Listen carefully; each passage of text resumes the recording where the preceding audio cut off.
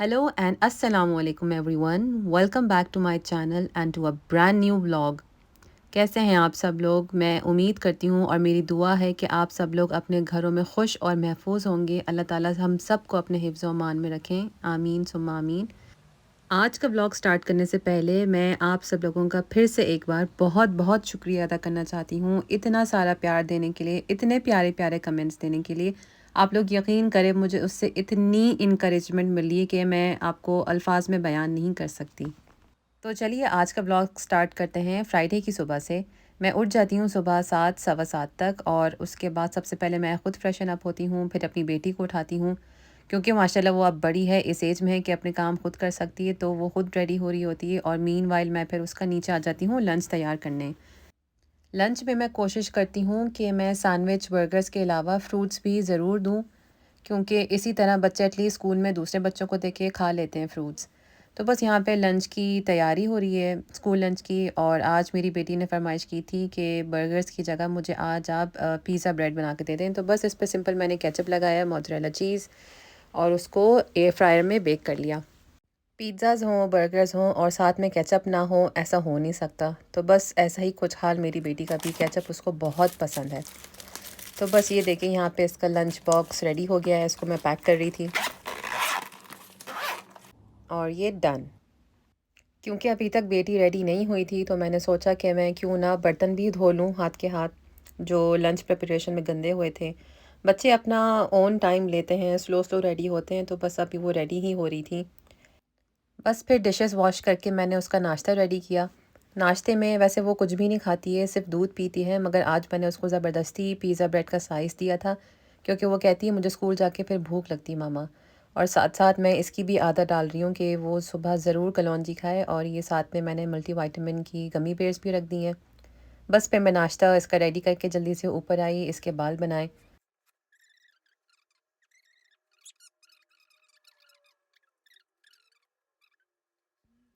क्योंकि मेरा छोटा बेटा थ्रू आउट द डे मुझे बहुत बिज़ी रखता है और साथ साथ रहता है, इस वजह से मैं अपनी बेटी को इतना टाइम नहीं दे पाती हूँ। तो मेरी ये कोशिश होती है कि दिन में 2-3 टाइम ऐसे हों जो सिर्फ़ मैं अपनी बेटी पे फ़ोकस करूँ। तो जैसे इस वक़्त मैं इससे ज़्यादा से ज़्यादा बातें करती हूँ स्कूल पिकअप टाइम और जब बेटा नैप ले रहा होता है।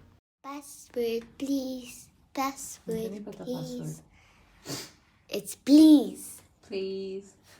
Please. तो बस बेटी ने जब नाश्ता कर लिया था, मैंने उसको सी ऑफ किया।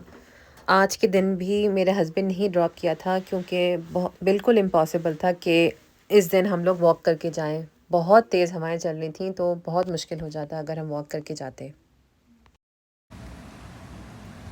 See you, Baja. See you. Raja. Papa. बेटा भी आजकल अब जल्दी उठने लगा है। उसकी मेन वजह ये है कि मैंने उसकी नैप की टाइमिंग्स चेंज कर दी हैं, थोड़ी जल्दी कर दी हैं, तो रात को जल्दी सो जाता है। और अब इन तमाम पेड़ों पे से पत्ते जल्द झड़ने वाले हैं, मेरे ख़्याल से 1 महीने के अंदर अंदर, और फिर बस सख्त किस्म की सर्दी आ जाएगी जिसका मुझे बिल्कुल भी इंतज़ार नहीं होता है। तो यहाँ पे मैं नाश्ते से पहले कोफ्ते निकाल के रख रही हूँ ताकि वो जल्दी से डीप फ्रॉस्ट हो जाएं। ये मुझे अम्मी ने बना के भेजे हैं, मेरी मदर इन लॉ ने। तो उन्होंने स्पेशली भेजे थे हमारे लिए क्योंकि हमें बहुत पसंद है उनके हाथ के कोफ्ते। तो माएँ ही होती हैं जो अपने बच्चों की फ़रमाइशें इतनी दूर बैठ के भी पूरी ही कर देती हैं। सबकी डिफरेंट लव लैंग्वेज होती है। सब डिफरेंट तरीक़ों से मोहब्बत का इज़हार करते हैं। कुछ वर्बली करते हैं, कुछ फ़िज़िकल जेस्चर्स के थ्रू करते हैं, कुछ इस तरह खाने बना बना के, जिनमें से मैं भी एक हूँ। मैं इतनी एक्सप्रेसिव नहीं हूँ, तो मैं भी अपनी फ़ैमिली के लिए, अपने अपने लोगों के लिए इसी तरह अपनी मोहब्बत का इज़हार करती हूँ। तो इस वक्त बस सुबह का नाश्ता चल रहा था और बेटा अपने तमाम खिलौने नीचे उठा के ले आया था। तो बस मेरी नज़रों के सामने बैठ के खेल रहा था। और इस वक्त देखिए पता नहीं क्या अपनी बुक्स लेके पर्दे के पीछे बैठ गया था इस वक्त ये। तो देखिए दोपहर के टाइम है हो रहा है और इस वक्त अभी भी लग रहा है कितनी सुबह हो रही है, और हवाओं की जो शिद्दत है वो बहुत बढ़ गई थी इस वक्त तक। तो बस नाश्ता करते ही मैंने स्पीड पकड़ी क्योंकि फ्राइडे था, तो बस जल्दी जल्दी सारे काम करने थे ताकि जुम्मे से पहले सारे काम हो जाएं, सब नहा धो लें। यहाँ पे मैंने बेटे के कपड़े निकाल के रखे थे, इसको आज मैंने शलवार कमीज़ पहनाई थी। खैर सारे काम तो नहीं हो सके थे जुम्मे से पहले, मेरी कोशिश थी कि मैं सफाई भी कर लूँ नमाज से पहले पहले, मगर वो नहीं हो सका। तो बस मैंने सोचा पहले मैं वॉशरूम्स धो लूँ, सब नहा धो लें। तो उसके बाद मैंने सफाई शुरू कर दी और ये पकड़ लिया मैंने अपना मैजिक वॉन्ड। मैंने सबसे पहले डस्टिंग से शुरू किया। बेडशीट्स भी आज चेंज करनी थी, तो मैंने सोचा पहले मैं अच्छे से दीवारें और दरवाज़े वगैरह सब झाड़ लूँ।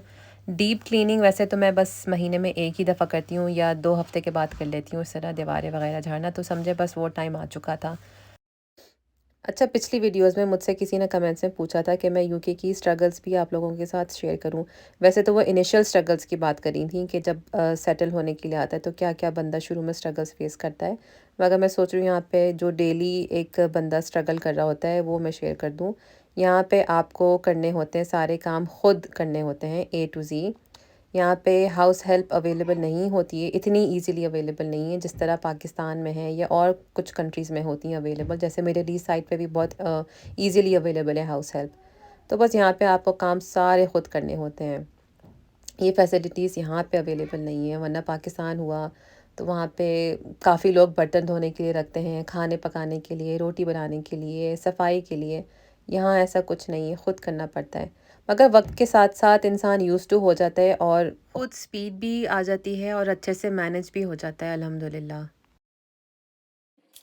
यहाँ आखिर में मैंने बेडशीट्स पे फैब्रिक फ्रेशनर स्प्रे कर दिया था ताकि थोड़ी फ़्रेश फील्स आएँ। और बस देखते ही देखते पूरे घर की सफाई भी हो गई थी, टाइम का बिल्कुल भी नहीं अंदाज़ा हुआ और बस कैसे 3 बज गए पता ही नहीं चला। घर की पूरी सफाई के बाद मैं ज़रूर पूरे घर में बखूर जलाती हूँ। ये मेरी आदत कह लें या मेरा शौक़ कह लें, मुझे मेरे बाबा को देख के आया है। उनको बहुत शौक़ है बखूर का, ऊद का, परफ्यूम्स का। तो ये भी मुझे उन्होंने ही ला के दिया था जब लास्ट ईयर मैं पाकिस्तान गई थी। तो अम्मी और बाबा मुझसे मिलने आए थे अबू धाबी से, तो मैंने उनसे फ़रमाइश की थी कि ये ज़रूर लेके आइएगा क्योंकि यहाँ पे मुझे यूके में कहीं दिखा नहीं अब तक। तो बस सफाई से फ्री होके मैं निकल गई बेटी को पिकअप करने के लिए। जैसे कि मैंने आपको पहले बताया था कि आज के दिन मेरे हस्बैंड को ही पिक एंड ड्रॉप करना था बेटी को, मगर इस वक्त क्योंकि उनको बहुत ज़रूरी काम था घर पे, तो मैं ही लेने आ गई और बेटे को उनके पास छोड़ दिया था। बेइंतहा तेज़ हवाएं चल रही थी, बल्कि रास्ते में तो मेरी अम्ब्रेला भी बिल्कुल उल्टी हो गई थी। तो बस जल्दी जल्दी मैं पहुंची बेटी को स्कूल लेने, ये इसका स्कूल आ चुका था। और बस बाहर आते ही माशाल्लाह उनकी बातें जो हैं शुरू हो चुकी थी। यहाँ यूके में सब स्कूल्स ऑफ होंगे अगले 1 वीक के लिए, तो बस वही एक्साइटेड होके बता रही थी और बता रही थी कि हमने आज क्या क्या किया और बस पूरे दिन की कहानी। कब होगा? ओके। जब जब हाफ टर्म फिनिश हो जाएंगे तब होएगा। जब फर्स्ट डे दोबारा से स्कूल जाएंगे तब होएगा। हाँ, तो अभी आपकी 1 वीक की ऑफ है ना? की थी, तो क्या नहीं किया? हमने कोई वर्क भी नहीं किया। वर्क नहीं किया? हाँ, नथिंग, नो लर्निंग, नथिंग।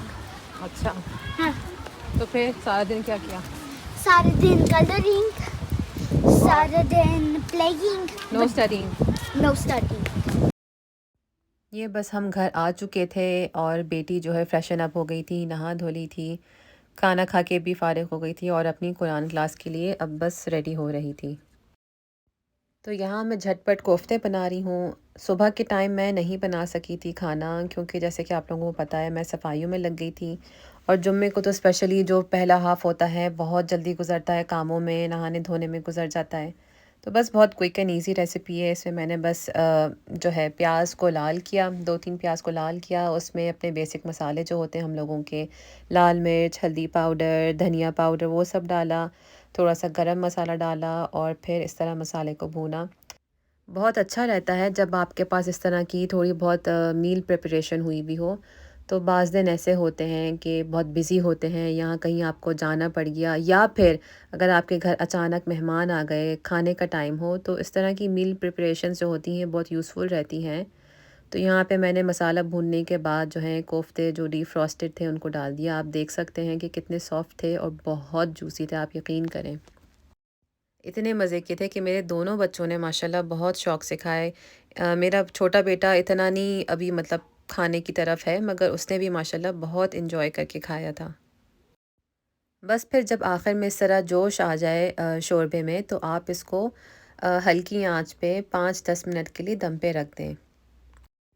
आज क्योंकि वीकेंड है तो मेरी बेटी बहुत खुश थी कि आज जल्दी नहीं सोना पड़ेगा। तो बस यहाँ पे वो किचन में मेरे साथ-साथ थी, पूरा घर छोड़ के बस जहाँ मामा होती दोनों को वहीं पे ही बैठ के खेलना होता है। बस फिर 5-10 मिनट बाद ये रेडी था। आप लोग देख सकते हैं कितना मज़ेदार लग रहा है कोफ्ते का सालन। बच्चों को मैं वैसे कोशिश करती हूँ कि 7 साढ़े 7 तक रात का खाना दे दूँ, मगर अब क्योंकि बच्चों की छुट्टियाँ थी 1 वीक की तो आज हमने लेट खाया था खाना, ऐसे ही खाया था 8-9 बजे तक। तो बस इस वक़्त ये दोनों थोड़ा-सा खेल रहे हैं, थोड़ा खेल के फिर हम लोगों ने बस खाना खा लिया था। और ये देखिए किस तरह सीढ़ियों पे भाग रहा है और अपनी शलवार कमीज़ के साथ भी साथ-साथ बहुत स्ट्रगल कर रहा था बेचारा। चावल वैसे मेरे बच्चे बहुत आसानी से खा लेते हैं ख़ुद, मगर जब रोटी होती है और सालन होता है तो थोड़ी उन लोगों को मुश्किल होती है, तो इस वक्त मैं ख़ुद ही खिला रही हूँ उनको खाना। इसी बहाने मेरा बेटा जो है अपनी बहन को देख के खा लेता है खाना। और चाहे खाने में मिर्चें हों या ना हों, बच्चों को हर निवाले के बाद पानी ज़रूर चाहिए होता है। बस फिर डिनर से फ्री होके मेरी बेटी ने अपना होमवर्क कंप्लीट किया जो उसकी कुरान टीचर ने उसको दिया था। ये बेसिकली बस एक एक्टिविटी थी जो कि मुझे बहुत एक अच्छा इनिशिएटिव लगा था इसकी कुरान अकेडमी की तरफ से। आज के दिन इसकी टीचर ने एंड आई एम श्योर कि बाकी टीचर्स ने भी जो इसकी अकेडमी में हैं, सारे बच्चों को फ़लस्तीन में जो आजकल प्रॉब्लम चल रही है उसके हवाले से उन लोगों को अवेयरनेस दी। ज़ाहिर है उन लोगों की मेंटल कैपेसिटी के हिसाब से दी थी, मगर बताया था वहाँ उसके बारे में, और मस्जिद अल-अक्सा की क्या सिग्निफिकेंस है इस्लाम में उसके बारे में बताया। और इसी के साथ-साथ मैं आप सब लोगों से रिक्वेस्ट करूँगी कि जो हमारे मुसलमान बहन-भाई इस वक्त फ़लस्तीन में बहुत बहुत प्रॉब्लम में हैं, उनको अपनी दुआ में ज़रूर याद रखिएगा। ज़्यादा से ज़्यादा डोनेशंस करिए। आई एम श्योर आप लोग ऑलरेडी ये सब कुछ कर रहे होंगे, मगर ये याद रखिएगा कि दुआओं में बहुत ताकत है। दुआएँ इंसान की तकदीर बदल देती हैं और वो इस वक्त हमारा स्ट्रॉन्गेस्ट वेपन है दुआ। तो प्लीज़ उनको दुआ में याद रखिएगा और इसी के साथ मैं आज का व्लॉग एंड करती हूँ। टेक केयर एंड अल्लाह हाफ़िज़।